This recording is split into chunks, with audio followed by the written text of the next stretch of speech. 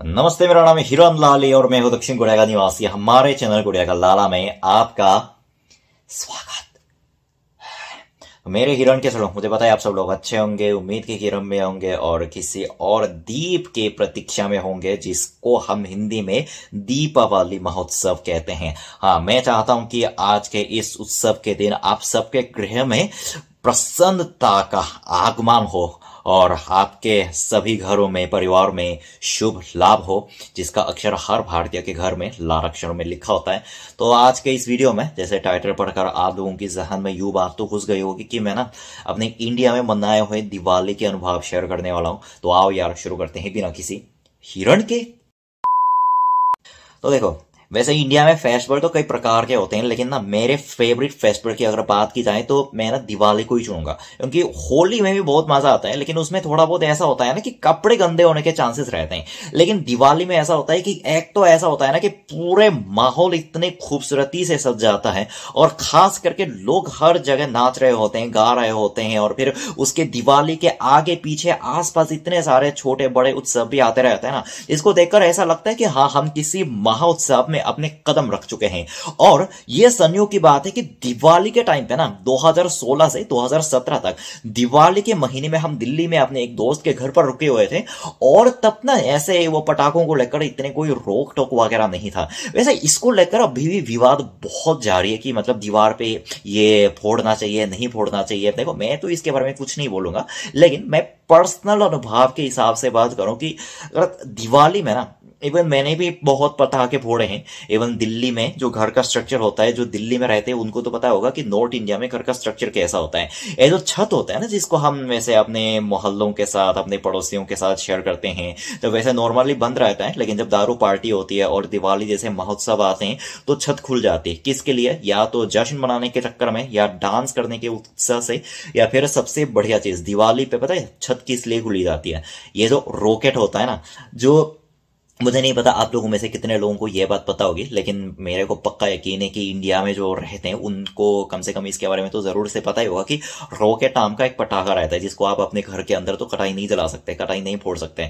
तो उसको फोड़ने के लिए एक तो खुली जगह की जरूरत पड़ती है। लेकिन जैसे आपको पता है कि रॉकेट ऊपर की तरह उठता है, ऊपर की तरह उठने वाली चीज को अगर हम घर के अंदर किसी निचली जगह पे फोड़ेंगे तो जो जाहिर सी बात है, मजा नहीं आएगा ना। तो पता है, हमको लगा कि मैं अपने दोस्त के घर पे रुका हुआ था दिल्ली में, और पूरे सर्दी का मौसम था। आपको पता है कि दिल्ली में सर्दी जब आती तो बर्फ तो लेकर नहीं आती, लेकिन एकदम कड़कड़ाहट ठंड वाले अपने साथ जरूर लेकर आती है। तो मैंने क्या किया कि खुले छत पर अपने दोस्त के साथ गया, और मैं बाजार से, जैसे दिल्ली के बाजार से अभी बिकता है नहीं पता, लेकिन अगर बिकता हो तो प्लीज मुझे कमेंट करके बताना।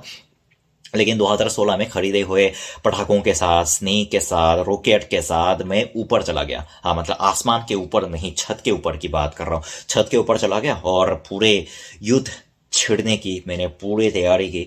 और मैं एक बात ये कहता हूं कि हर इंडिया का लौंडा जब दिवाली के मौके पर अपने छत पे पटाखों के साथ ऊपर जाता है तो सशस्त्र होकर ऐसे मनोबल के साथ जाता है जैसे वो कोई जंग के मैदान में जा रहा हो। तो मैं भी अपने ऐसे माइंडसेट बना के रखा कि मैं अभी दिवाली मनाने नहीं जा रहा हूं, बल्कि दुश्मन के घर पर, दुश्मन के गढ़ पर हमला करने जा रहा हूं, जिसके लिए मेरे हाथ में यह सब मौजूद है। तो उसके लिए मैंने क्या किया कि सबसे पहले छत पर गया और छत के नीचे ये पूरा रॉकेट लगाया, जहां पे एकदम अच्छे एंगल के साथ, क्योंकि जाहिर सी बात है कि अब युद्ध की तो बात कर रहा हूं, लेकिन किसी के घर को मैं हिट नहीं कर सकता, ये नुकसान होता है। फेस्टिवल का मतलब ऐसा होता है कि आप खुशी बांटो, लेकिन वो खुशी बांटने के चक्कर में किसी का नुकसान ना हो, ये मेरा मानना है। लेकिन हाँ, फेस्टिवल का मजा बिगाड़ना नहीं चाहिए, इसलिए हमने क्या किया कि दिल्ली में मैंने एक चीज यूं नोटिस किया कि खुले हरे भरे मैदान बहुत है जहां पे कोई नहीं रहता। सीरियसली, जहां पे सिर्फ पेड़ ही पेड़ हैं, जहां पे कई कबार वो कैसे किसी के रोने की भी आवाज सुनाई देती है। आज तक मुझे समझ में नहीं आया कि किसके रोने की आवाज है, लेकिन ऐसे बहुत सारे खुले मैदान टाइप की जगह भरपूर मौजूद है। तो मैंने क्या किया कि उस जगह के एंगल को पूरी तरह से मद्देनजर रखते हुए अपने दोस्तों के साथ ये पूरे फिट के छत पर ये इसका पूरा कैलकुलेशन लगाया कि अगर यहां से इस दिशा में इसको फायर किया गया तो उस वहां तक पहुंचने में कितना समय लगेगा, और बाय चांस अगर ये अपने फायरिंग के दौरान चुक जाए और फिर किसी के घर के ऊपर हमला ना हो कि उसके घर वाले उल्टे हमारे ऊपर हमला कर दे, ऐसी स्थिति से बचने के लिए हमने पूरे अच्छे से कैलकुलेशन लगाया। हालांकि मैंने मैथ्स की पढ़ाई अपने 14 साल की उम्र में ही छोड़ दी थी, लेकिन उसने थोड़ी बहुत कैलकुलेशन लगाने में हमारी सहायता जरूर की। तो पूरा लगाने के बाद ना तब हमारे हाथ में लगभग, जहां तक मेरे को याद है, 3 से 4 पटाखे मौजूद थे, और चारों में से सबसे मेन तो जाहिर सी बात है मैं रॉकेट की ही बात कर रहा हूं जो कि आज का मेन है। और रॉकेट लगाया और फिर उसके बाद हमने एक राइटर से चिंगारी भड़काई और फिर सब पे, यानी वो 3 रॉकेट के पिछवाड़े पर एक एक करके आग जलानी शुरू कर दी। और जैसे ही रॉकेट का ये पीछे का हिस्सा जलने लगा, वैसे ही हमने स्नेक पर, ये स्नेक में उसकी बात कर रहा हूं जो इस तरह से गोल गोल घूमता है ना, आप अगर आप सामने से यहाँ पे आग लगाते हो ना तो ये पूरा स्नेक की तरह गोल गोल घूमते हुए जलने लगता है। और फिर आवाज भी निकलती है, किसी से जोर निकलता है, किसी से कम निकलती है, किसी से सिर्फ रोशनी निकलती है, लेकिन हाँ धुआं जरूर निकलता है सबसे। तो हमने वो सारे के सारे 5 या 6 पटाखों में अलग अलग प्रकार के आग जलाए। और फिर उसके 10 सेकंड बाद मैंने जो गजब का नजारा देखा, रॉकेट नंबर 1 करके उस दिशा में, यानी कि हमारे मौके वारदात पर सही दिशा में उड़ता जा रहा है जहां पे किसी इंसान का कोई ठिकाना नहीं है। और हमारा रॉकेट नंबर 2 आसमान से, हमने बिल्कुल सही बात है कि कैलकुलेशन सही लगाया था, कैलकुलेशन सही लगाने के बावजूद भी उसको वहां जाना चाहिए था, लेकिन वहां जाने के बजाय वो सीधे आसमान के ऊपर उड़ गया। मेरे को अभी तक यूं बात समझ में नहीं आ रही कि हर रॉकेट के कैलकुलेशन इतने भिन्न तरीके से क्यों दिखाई देता है, लेकिन जो भी हो ये इंपॉर्टेंट नहीं है। तो इस दिशा में हमने कैलकुलेशन करके लगाया था, लेकिन वो रॉकेट पूरे जमीन से ऊपर यानी कि आसमान तक उठ के, और आसमान से उठने के बाद फिर हमारे ही छत पर वापस आके उसने हमला बोल दिया, हमारे ही छत पर। इस बात है हमारे सर पे नहीं लगा, और वैसे भी आसमान के ऊपर उठते उठते उसकी आग पूरी तरह से खत्म हो चुकी थी, जिसकी वजह से हम दोनों में से, मतलब हमारे दोस्तों में से किसी का भी नुकसान नहीं हुआ।